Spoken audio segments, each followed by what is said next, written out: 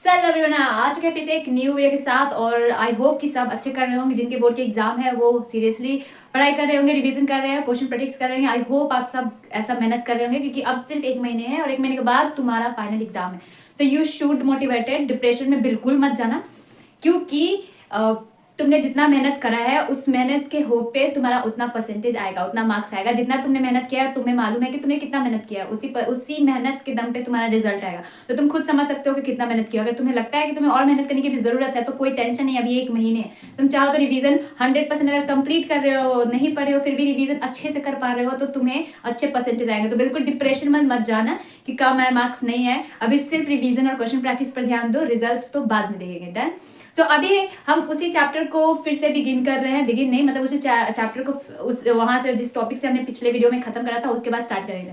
तो पिछले वीडियो में हमने रेजिस्टेंस के बारे में डिटेल में बात किया था, कौन कौन से फैक्टर जो होते हैं वो रेजिस्टेंस को अफेक्ट करते हैं, उसके बारे में बात कर लिया था। और रेजिस्टेंस का एक मोस्ट इंपॉर्टेंट फॉर्मूला के बारे में भी बहुत अच्छे से डिस्कस कर दिया था। अब उस फॉर्मूला में हमारे पास एक वर्ड आ रहा था, एक टर्म आ रहा था जिसको हम रेजिस्टिविटी बोल रहे थे। तो चलो इस वीडियो में हम रेजिस्टिविटी से स्टार्ट करते हैं और फिर नेक्स्ट वाले टॉपिक पढ़ते हैं। तो हमारे पास कल एक फॉर्मूला था और वो फॉर्मूला ये था कि R is equal to rho L by A. ये हमारे पास रेजिस्टेंस का एक फॉर्मूला था। और ये जो तुमको रो दिख रहा है ये क्या था? ये था रेजिस्टिविटी। ये क्या था? ये था रेजिस्टिविटी। तो चलो थोड़ा सा रेजिस्टिविटी के बारे में डिटेल में बात करते हैं कि रेजिस्टिविटी क्या होता है। तो देखो रेजिस्टिविटी क्या है? ये भी एक प्रॉपर्टी है conductor. It is a property of conductor. I know कि कल या फिर उसके पिछले वाला जो वीडियो था उसमें मार्कर अच्छे से काम नहीं कर रहे थे। मैंने देखा वीडियो तो मुझे मालूम चला कि वीडियो में ज्यादा साफ नहीं दिखा रहा है, इसलिए मैंने न्यू मार्कर लिया हुआ है। और आई थिंक कि ये वीडियो में सब चीज क्लियर होगा। ये कुछ भी अगर मेरे वीडियोस में दिक्कत आ रही है या फिर लग रहा है कि कुछ चेंज करना चाहिए तो आप मुझे कमेंट में बता सकते हो। ऑफकोर्स मैं कमेंट देखती हूँ, सबके कमेंट को रिप्लाई करती हूँ, तो आप मुझे एडवाइस कर सकते हो ताकि मैं चेंजेस लाऊं। सो रेजिस्टिविटी क्या होता है? ये भी प्रॉपर्टी ऑफ कंडक्टर होता है। ये क्या होता है? प्रॉपर्टी ऑफ कंडक्टर होता है। For which property of conductor मतलब क्या कि रेजिस्टिविटी मेन तो होता है कि किस मटेरियल से बना है। Material of the conductor, material of the conductor जो होता है वो बताता है कि किसका रेजिस्टिविटी कितना है। देखो रेजिस्टिविटी को भी हम सेम रेजिस्टेंस की तरह समझ सकते हैं। रेजिस्टेंस क्या करता है? करंट के फ्लो को रोकता है, करंट इलेक्ट्रॉन को रोकता है कि आप मूव नहीं करोगे। लेकिन रेजिस्टिविटी भी क्या होता है? सेम एज रेजिस्टेंस होता है। रेजिस्टिविटी भी सेम रेजिस्टेंस मतलब रेजिस्टिविटी का भी काम है कि इलेक्ट्रॉन को वो रोके। लेकिन रेजिस्टिविटी क्या होता है? मटेरियल होता है। रेजिस्टिविटी को हम दूसरा नाम मटेरियलिस्टिक्स भी बोल सकते हैं। अब इस हिसाब से बोले तो रेजिस्टिविटी मेटल के अंदर सबसे ज्यादा होता है। सबसे ज्यादा रेजिस्टिविटी मेटल का होता है, उसके बाद नॉन मेटल्स का होता है।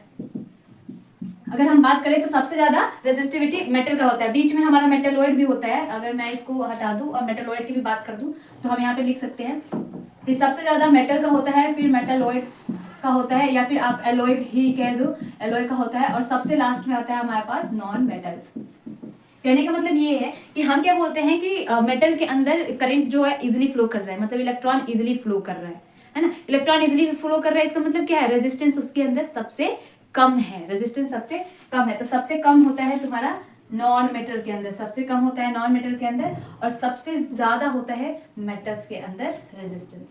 मैंने उल्टा लिख दिया, वाह।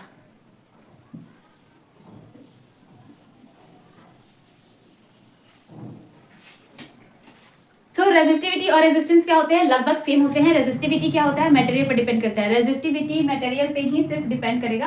अगर मैं बताऊं मेटल्स, नॉन मेटल्स और मेटलॉइड के बारे में, यहाँ पे मैंने लिखा मेटल्स, यहाँ पे लिखा मैंने मेटलॉइड, और यहाँ पे लिखा मैंने नॉन मेटल।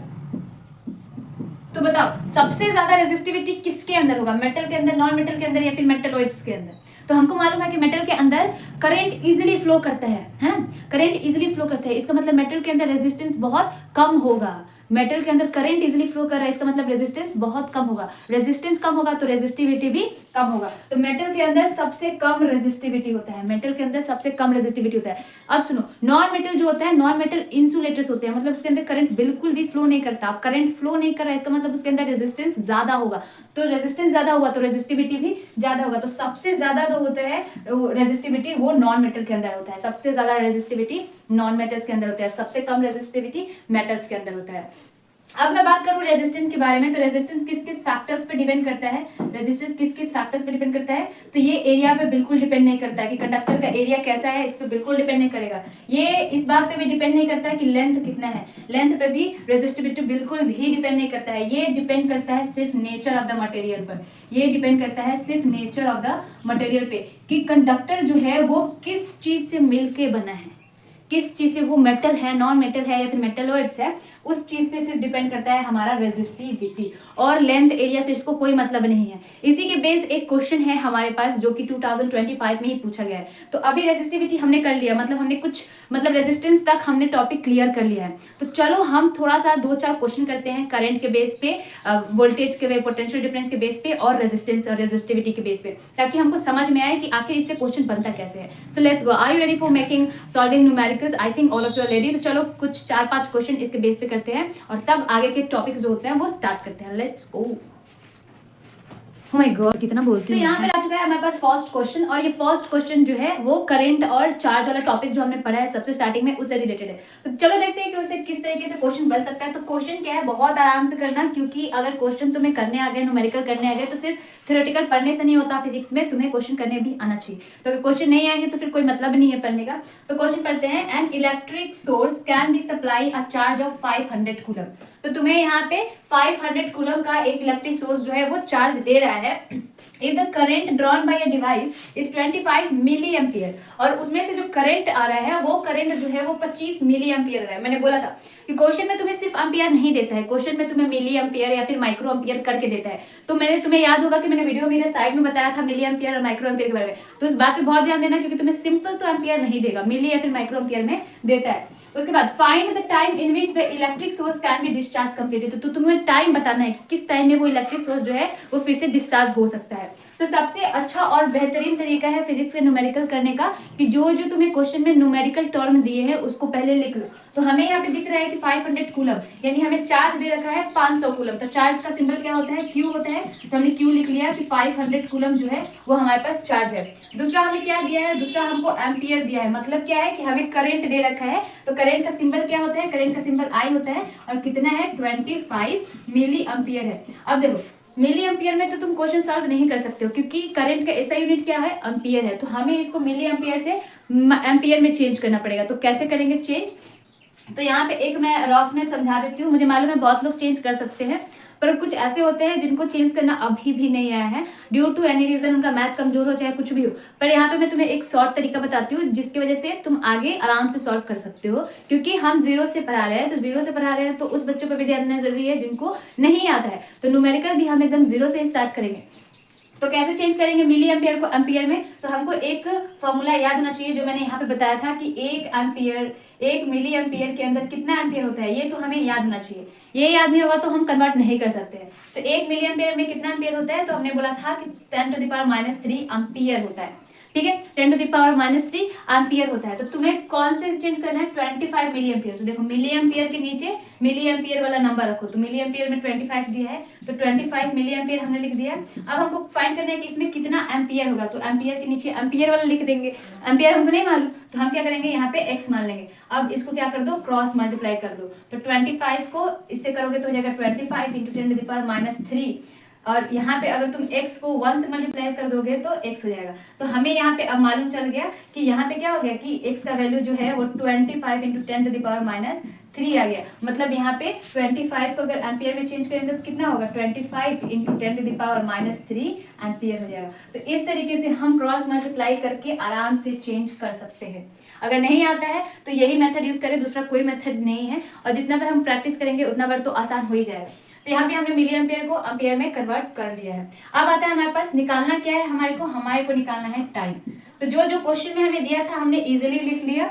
अब यहाँ पे हमको सेट करना है फॉर्मूला। फॉर्मूला क्या सेट करना है कि कौन सा फॉर्मूला लगाएं कि हमारा टाइम निकल जाए। तो हमें याद है कि हमने करंट में पढ़ा था एक फॉर्मूला, और फॉर्मूला क्या था, I = Q/T। ये हमने फॉर्मूला पढ़ा है करंट के अंदर। तो I is equal to Q by T होता है। तो अब हमें क्या निकालना है, टाइम निकालना है। तो हम टाइम का यहाँ से फॉर्मूला बनाएंगे। टाइम का कैसे निकालोगे, इन दोनों को अगर हम क्रॉस मल्टीप्लाई करेंगे तो ये हो जाएगा I इंटू टी और ये हो जाएगा Q। तो यहाँ से अगर हम टाइम का फॉर्मूला निकालेंगे तो कितना हो जाएगा, Q अपॉन I हो जाएगा। अब Q का वैल्यू, टाइम का हमको फॉर्मूला मिल गया, Q अपॉन I हो जाएगा टाइम का फॉर्मूला। तब यहाँ पे Q का वैल्यू ऊपर रख दो, तो Q कितना है 500 है और टाइम कितना है, सॉरी करंट कितना है 25 इंटू 10⁻³ है। अब इसको सॉल्व करो तो यहाँ पे 10⁻³ है। इसको अगर हम ऊपर ले जाना चाहे तो लेके जा सकते हैं, चाहे पे नीचे भी छोड़ सकते हैं। तो जब इसको हम कट करेंगे तो ये कितना कटेगा, 5 से कट गया है और ये कटेगा। अब देखो यहाँ पे 20 हो गया ऊपर और नीचे हो जाएगा 10⁻³ ये हमारा आंसर हो जाता है। पर जब हम इस माइनस वाले को ऊपर लेके जाते हैं तो ये 20 हो जाएगा और ये जब माइनस को ऊपर ले जाओगे तो ये पावर जो होता है वो प्लस में जाता है। तो इतना हमारे पास आंसर हो जाता है कि इतना सेकंड जो होगा वो हमें टाइम लगेगा। तो आई थिंक ये न्यूमेरिकल समझ में आ गया होगा। अब चलते हैं दूसरा, और ये जो न्यूमेरिकल है ना ये सीबीएसई 2024 में पूछा गया है। तो इसी तरीके से और इतना ही इजी क्वेश्चन पूछा जाता है, फॉर्मूला बेस्ड क्वेश्चन पूछा जाता है। दिक्कत बस इतना होता है कि यूनिट को थोड़ा सा चेंज कर देगा जो तुम्हें टाइम लेगा, बस और कुछ नहीं होता। बहुत इजी क्वेश्चन इस टॉपिक से बन जाता है। तो करंट का क्वेश्चन ये है। अब चलते हैं दूसरा क्वेश्चन जो कि पोटेंशियल डिफरेंस से रिलेटेड है, उसको करते हैं। सो लेट्स गो। चुके हैं फिर से एक और क्वेश्चन के साथ। बीच में थोड़ी देर लाइट कट गई थी जिसकी वजह से मुझे स्टॉप करना पड़ा, बट फिर से आ चुकी है। तो चलो स्टार्ट करते हैं सेकंड क्वेश्चन। और ये जो सेकंड क्वेश्चन है पोटेंशियल डिफरेंस वाले टॉपिक से रिलेटेड है। तो चलो इसको पढ़ते हैं। तो calculate the amount of work done by a cell. तुम्हें वर्क डन निकालने हैं, पढ़ के समझ में आ रहा है। व्हेन 20 कूलम ऑफ चार्ज, मतलब तुम्हें चार्ज दिए है 20 coulomb, is move through a potential difference of 3 volt. मतलब पोटेंशियल डिफरेंस अगर 3 वोल्ट है, उसमें 20 कूलम चार्ज फ्लो कर रहा है, तो तुम बताओ कि कितना वर्क डन लगा। तो ये भी न्यूमेरिकल है, तो हमको मालूम है। सबसे पहले हम क्या करेंगे, जो चीज दिया हुआ है न्यूमेरिकल वैल्यू पहले उसको लिख लेते हैं। तो यहाँ पे अमाउंट ऑफ वर्क डन हमें निकालना है। तो वर्क डन हमें नहीं दिया है, हमें ये निकालना है। हमें चार्ज दिया है, चार्ज का सिंबल होता है Q। तो Q इज इक्वल टू हम लिख देंगे 20 कूलम। और दूसरा हमको दिया हुआ है पोटेंशियल डिफरेंस। तो पोटेंशियल डिफरेंस का सिंबल होता है कैपिटल V और V को हम लिख देंगे 3 वोल्ट। तो यहाँ पे हमें ये चीज दिया है, हमें निकालना वर्क डन। तो अगर पोटेंशियल डिफरेंस वाला टॉपिक को याद है, और वहां पे मैंने एक फॉर्मूला बताया था कि पोटेंशियल डिफरेंस का फॉर्मूला क्या होता है, V is equal to W/Q। ये होता है फॉर्मूला। अगर तुम्हें फॉर्मूले याद नहीं है फिर तुमसे नहीं बनेगा, क्योंकि फॉर्मूला जब तक याद नहीं रहेगा तब तक क्वेश्चंस नहीं बनते। तो यहाँ पे हमारे पास फॉर्मूला है V इसका W/Q, जो कि हमने पोटेंशियल डिफरेंस वाले टॉपिक में पढ़ा था। अब यहाँ पे हमको निकालना क्या है, वर्क डन निकालना है, मतलब ये वाला चीज निकालना है। तो हम क्या करेंगे, वर्क डन का फॉर्मूला यहाँ से डिराइव कर लेंगे। क्रॉस मल्टीप्लाई करोगे तो वर्क डन को 1 से मल्टीप्लाई करे और V को Q से मल्टीप्लाई करोगे तो V इंटू Q हो जाएगा। तो वर्क डन का हमारे पास फॉर्मूला आ गया। अब क्या करेंगे, हम V का वैल्यू रखेंगे, Q का वैल्यू रखेंगे। तो V का वैल्यू कितना है 3 और Q का वैल्यू कितना है 20, यानी हमारा वर्क डन कितना आ गया 60। अब 60 आ गया तो सिर्फ ये 60 लिखे नहीं छोड़ते हैं, हम इसका यूनिट भी लिखते हैं। बिना यूनिट लिखे हमारा आंसर इनकम्प्लीट रहता है। तो ये हो जाता है हमारे पास आंसर। आई थिंक ये क्वेश्चन बहुत आसान था, क्योंकि बहुत आसान था तो इजिली सॉल्व कर सकते हो। अब आते हैं नेक्स्ट क्वेश्चन जो कि रेजिस्टेंस से रिलेटेड होगा और रेजिस्टिविटी से रिलेटेड होगा। तो चलो नेक्स्ट क्वेश्चन करते हैं कि रेजिस्टेंस और रेजिस्टिविटी से कैसे क्वेश्चन बन सकते हैं। एक एक टॉपिक के बारे में एक एक क्वेश्चन करने से हमें टॉपिक और भी ज्यादा क्लियर होगा कि किस तरीके से टॉपिक। अब हमें बस तीसरा क्वेश्चन जो कि रेजिस्टेंस टॉपिक है। तो हमने करंट का कर लिया और पोटेंशियल डिफरेंस कर दिया। अब आता है रेजिस्टेंस टॉपिक से कैसे क्वेश्चंस बन सकते हैं। तो यहाँ पे एक क्वेश्चन है, हालांकि यहाँ पे मैंने 2 क्वेश्चन लिखे हैं, एक 3 भी है एक 4 भी है। तो पहला क्वेश्चन क्या है, the resistance of a wire does not depend on. तो कौन सा ऐसा प्रॉपर्टी है जिसपे रेजिस्टेंस जो होता है वो डिपेंड नहीं करता है। यहाँ पे लिखा है डज नॉट डिपेंड ऑन, मतलब वो डिपेंड नहीं करता।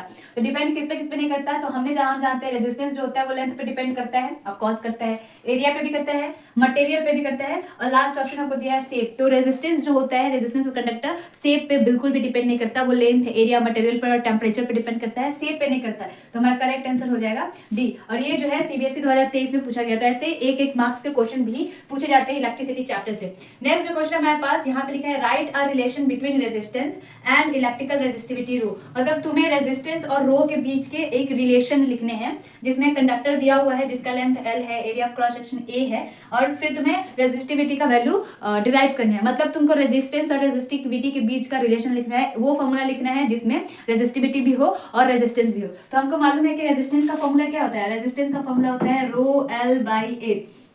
लेंथ ऑफ द कंडक्टर भी है, एरिया ऑफ द कंडक्टर भी है। तो ये जो होता है ये रिलेशन होता है रेजिस्टेंस के बीच में और रेजिस्टिविटी के बीच का। तो ये फॉर्मूला हम लिख देते हैं तो हमारा आंसर बन जाता है। दूसरा लास्ट में पूछ रहा है हमसे कि hence derive the value of electrical resistivity. मतलब हमें इलेक्ट्रिकल रेजिस्टिविटी का वैल्यू जो है वो डिराइव करना है। मतलब इलेक्ट्रिकल रेजिस्टिविटी रो का वैल्यू कितना होगा, तो इसको हम अगर क्रॉस मल्टीप्लाई कर देंगे तो हमारे पास आ जाता है RA is equal to rho L, और रो इज इक्वल टू हो जाएगा RA डिवाइडेड बाई L। तो हमारे पास रो का भी वैल्यू हमने डिटेक्ट कर लिया, डिराइव कर लिया। सो ये जो क्वेश्चन है ये तुम्हारा 2023 में, 2024 में और 2025 मतलब 3 साल लगातार ये क्वेश्चन पूछा गया है। ये क्वेश्चन मे भी 2 मार्क्स का होगा या फिर 1 मार्क्स का भी हो सकता है। तो यहाँ पे इस तरीके से शॉर्ट फॉर्म में रेजिस्टेंस से और रेजिस्टिविटी से क्वेश्चन बनता है। हालांकि न्यूमेरिकल क्वेश्चंस भी बनते हैं। तो अभी मैंने तुम्हें 1 मार्क्स 2 मार्क्स के क्वेश्चन जो रेजिस्टेंस से पूछा जाता है इस टाइप के, इसको बता दिया है। तो अब नेक्स्ट वीडियो में हम पढ़ेंगे कि आगे वाला हमारा टॉपिक क्या है, क्योंकि हमने रेजिस्टेंस से रिलेटेड क्वेश्चंस कर लिए हैं और भी न्यूमेरिकल क्वेश्चंस है रेजिस्टेंस से और रेजिस्टिविटी से। तो वो हम नेक्स्ट टाइम में जब न्यूमेरिकल करेंगे तब उसमें फिर से रेजिस्टेंस के न्यूमेरिकल को करेंगे। अच्छे न्यूमेरिकल्स जो होते हैं रेजिस्टेंस और रेजिस्टिविटी से लेकर उससे करेंगे।